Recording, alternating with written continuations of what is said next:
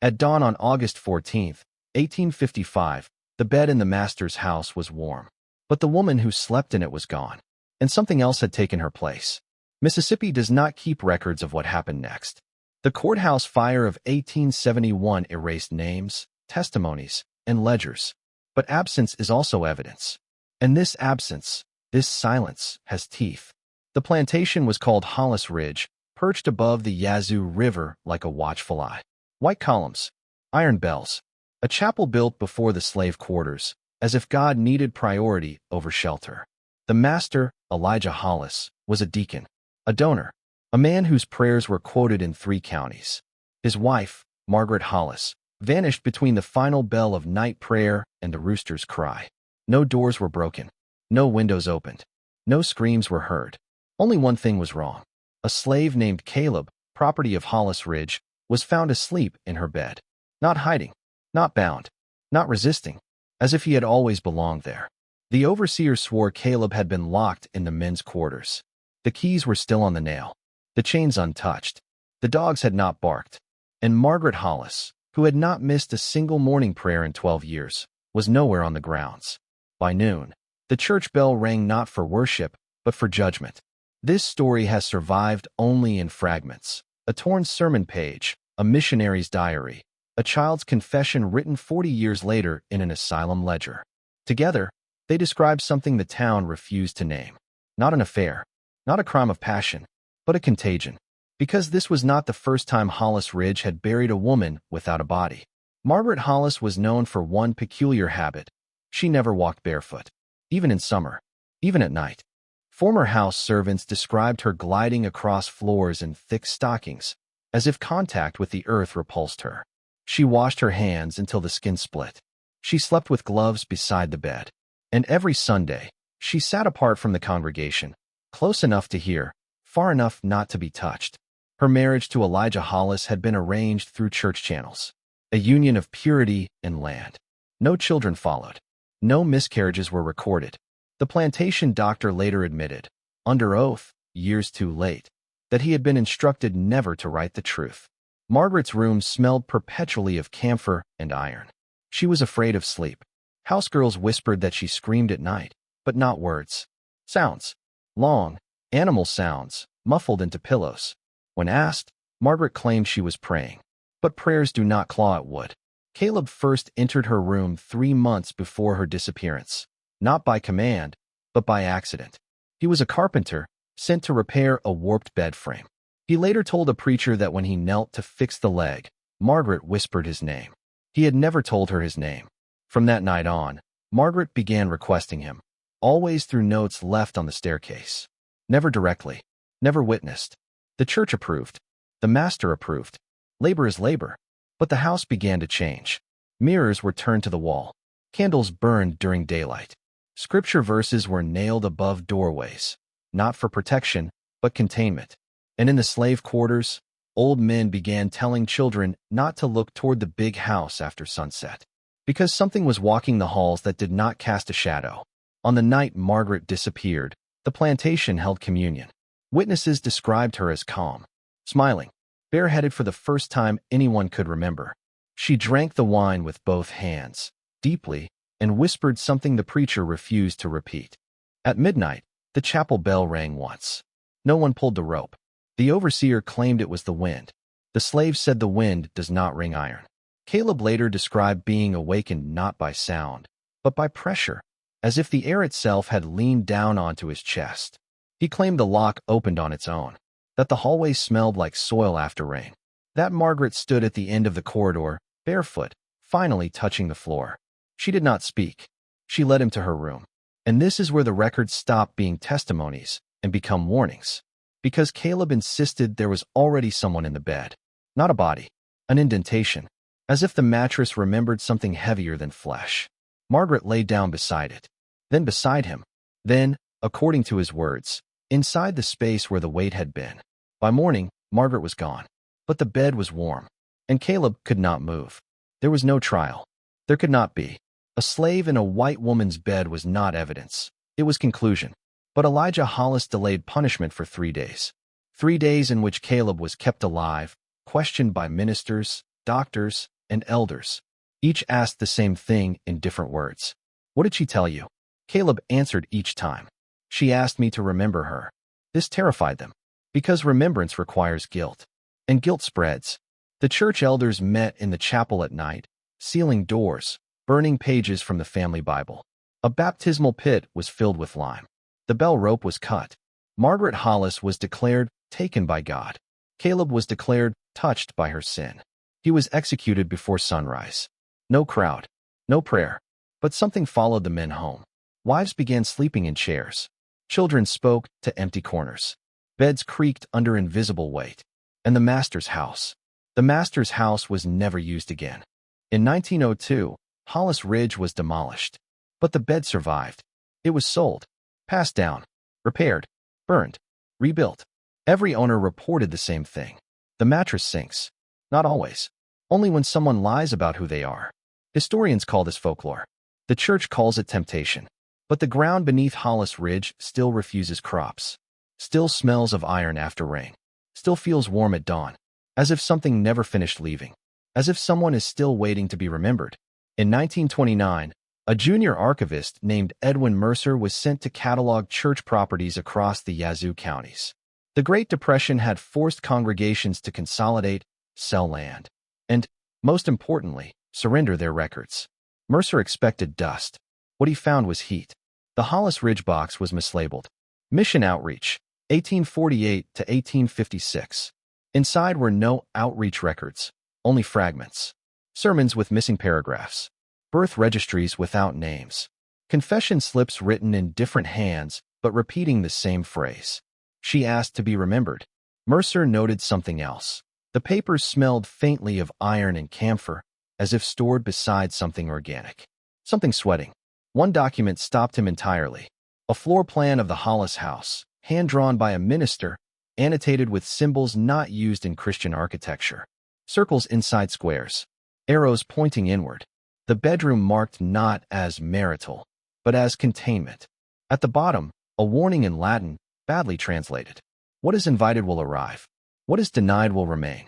That night, Mercer dreamed of a bed sinking beneath him while unseen hands smoothed the sheets. By morning, he added a personal note to the archive log. Records resist closure. He died 3 weeks later, found seated upright in his boarding house bed, eyes open, mattress permanently warped beneath him, as if someone else had risen without standing. Between 1860 and 1910, Yazoo County recorded an unusual pattern. Women admitted to church-run asylums for nocturnal agitation. They complained of weight, of being crowded, of something learning their shape. Doctors diagnosed hysteria. Ministers prescribed prayer and separation from husbands.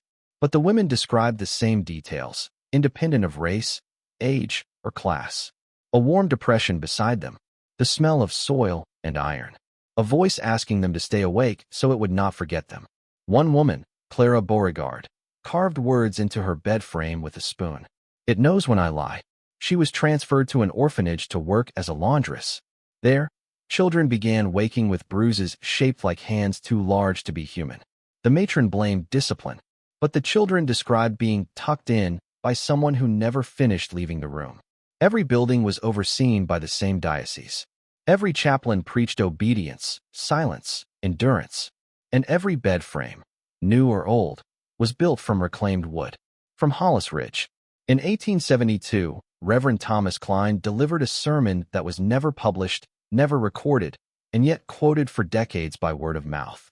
Witnesses said he spoke without notes, that his voice changed pitch midway through, that he asked the congregation to close their eyes and keep them closed. The sermon's central claim was simple and monstrous. Sin is not committed. It is hosted. He spoke of bodies as rooms, of faith as architecture, of beds as thresholds. He warned that some desires were not born, but remembered. When a woman fainted, he did not stop. When a man screamed, he did not pause. At the end, Klein ordered the chapel doors sealed for the night. No one left. By morning, 3 members were missing. Their names struck from the registry. Their families told to accept divine relocation. Klein was promoted, and the practice continued. For 70 years, the name Caleb does not appear in any county record.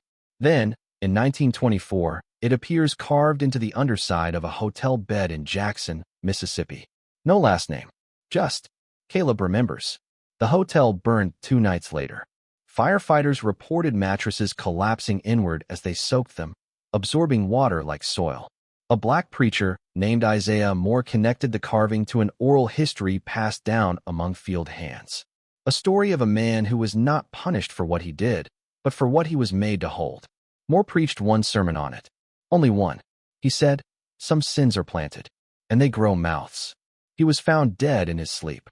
The bed beneath him was untouched. The floor beneath the bed had cracked. Today, Yazoo County calls it coincidence. They avoid certain inns. Replace mattresses often. Build churches without sleeping quarters. Encourage couples to pray standing. But the rituals remain. Beds are blessed. Floors are sealed. Names are not spoken after burial. Because remembrance is invitation. And something that was once confined to a single room learned to spread.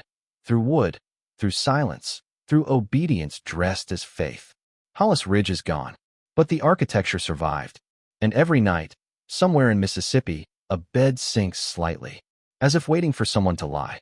In 1948, a contractor named Harold Drummond purchased the ruins of Hollis Ridge with plans to convert it into a boarding house. He claimed he only wanted the land, but the ruins spoke otherwise. The floorboards groaned. Windows rattled with no wind. He told neighbors he would repair what wanted to remain broken. The first room he entered, the master bedroom, was preserved in decay. The bed frame, now splintered, seemed to resist removal. When Drummond struck the wood with a hammer, he swore it shivered, almost as if alive. By the third night, he reported whispers.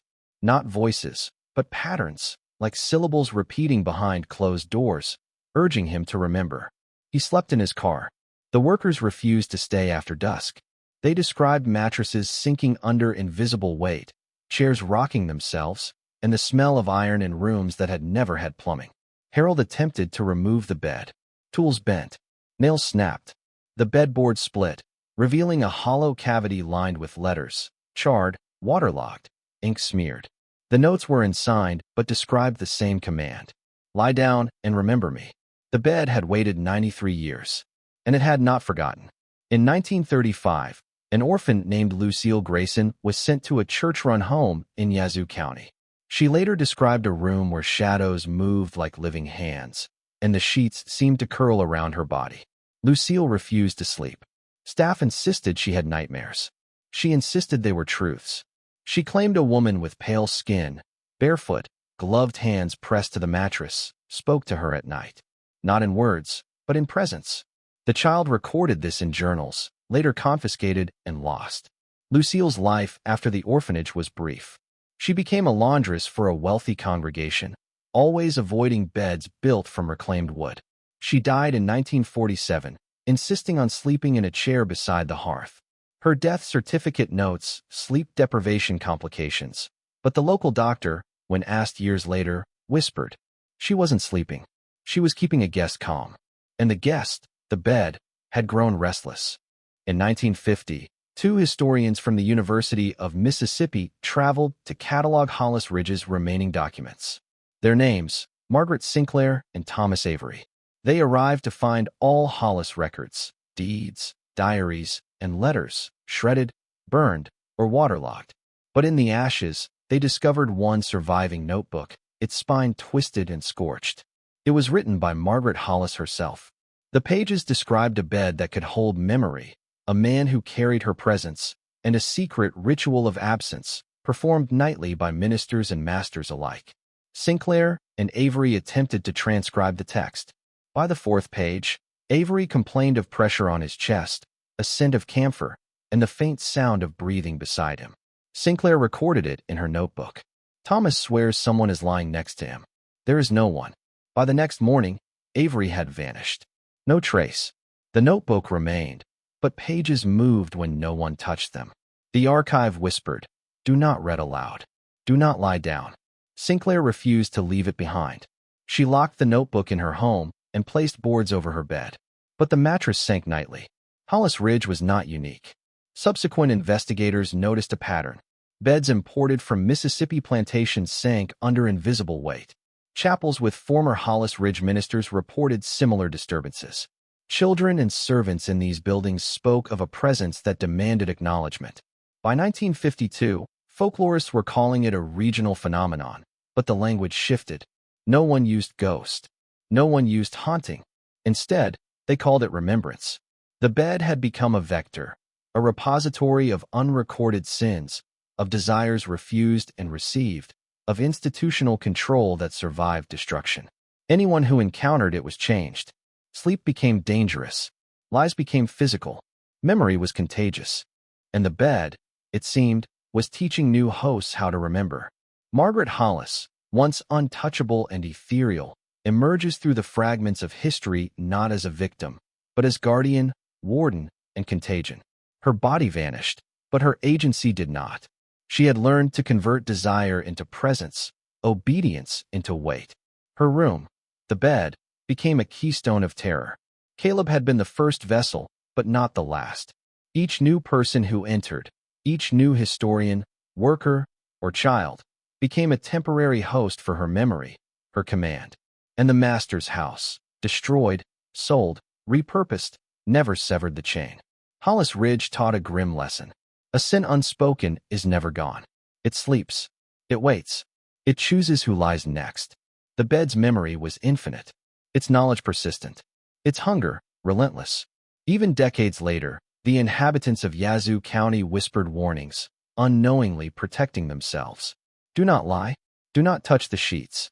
Do not forget. Because the master's wife was always watching. And the bed, her instrument, would never forgive those who ignored her. In 1973, developers rebuilt Hollis Ridge as a private residence. Modern appliances, clean floors, and fresh paint masked the decay. But the foundation remained. Architects reported strange anomalies, floorboards shifting, drafts with no source, and rooms that echoed footsteps when empty. The new owner, a historian named Eleanor Finch, was fascinated by local legends. She located some surviving Hollis Ridge artifacts, charred letters, fragments of journals, a warped bed frame, and stored them in the master bedroom. From the first night, Eleanor reported the mattress sinking slightly beneath her weight. Not drastically, but perceptibly. Objects moved when she looked away. Whispers echoed along walls. Even her cat refused the bed, arching its back as if sensing a presence beyond sight. Neighbors noticed lights flickering, doors opened by themselves. The local pastor advised Eleanor to bless the house. She refused. She wanted to document the phenomena. But by the third night, she understood. Documentation was participation. Hollis Ridge demanded witnesses. Eleanor began cataloging the letters and fragments. One note, nearly destroyed, read, "Do not write my name. It remembers you too well." As she transcribed, the bed seemed to respond. Each page turned without wind, ink smudged in patterns resembling handprints. Eleanor dreamed of Margaret Hollis. Not a ghost, not a woman, but a presence coiled within the mattress, gloved hands folded over invisible curves. She whispered, "Remember me." Sleep became impossible. She slept sitting, leaning against walls, keeping her back off the mattress. But the bed waited. Patiently. The notes indicated a network of beds, houses, and churches where Margaret's memory had learned to lodge itself, teaching obedience, fear, and remembrance. Eleanor realized the truth.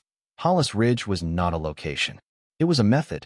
By 1980, researchers studying historical trauma and folklore noted an unusual pattern. Descendants of former Hollis Ridge slaves, ministers, and residents reported sleep disturbances, night terrors, and obsessive remembrance.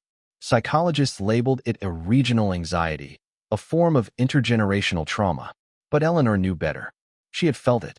The bed did not care for labels or diagnoses. Memory became tangible: weight, smell, whispering, pressure. People lied about their lives, and the mattress remembered. They misremembered events, and the bed corrected them. Margaret Hollis's lesson was clear. Authority outlives flesh, and obedience outlives life. Every bed built from reclaimed wood, every church with Hollis Ridge lineage, every sleeping chamber touched by memory became part of a living archive of terror. In 1995, a documentary crew visited the reconstructed Hollis Ridge for a televised special. Cameras captured nothing unusual. But behind the lenses, the crew reported cameras failing, tapes corrupted, microphones picking up low, syllabic whispers. One researcher, when asked to lie on the bed, refused. "It listens," he said. By midnight, 2 crew members were found sleeping upright, bodies rigid, eyes open, faces pale. The rest fled. Eleanor documented it. The bed chooses who bears memory. Not all survive it. And it does not forget. The documentary aired with the footage removed. The public received a story about a historic plantation, folklore, and legend. But those who visited the location or slept near reclaimed beds sometimes woke with bruises, hand-shaped impressions that could not be explained. The bed, and Margaret Hollis's presence, continued to spread. Today, Hollis Ridge stands as a private residence, its history largely forgotten. But the bed, rebuilt, sold, and rebuilt again, has never lost its memory. People continue to report the same phenomena, weight sinking beneath them, whispers that command attention, the unshakable sense that someone is always lying beside them, invisible yet conscious. Historians, folklorists, and locals alike whisper warnings. Avoid old wood from Mississippi plantations. Never sleep alone in certain bedrooms. Do not lie, because the master's wife, Margaret Hollis, learned the ultimate lesson.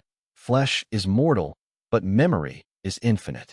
Obedience is eternal, and every bed remembers those who have entered it. Every room listens. Every house waits. The story is not over. It is only sleeping.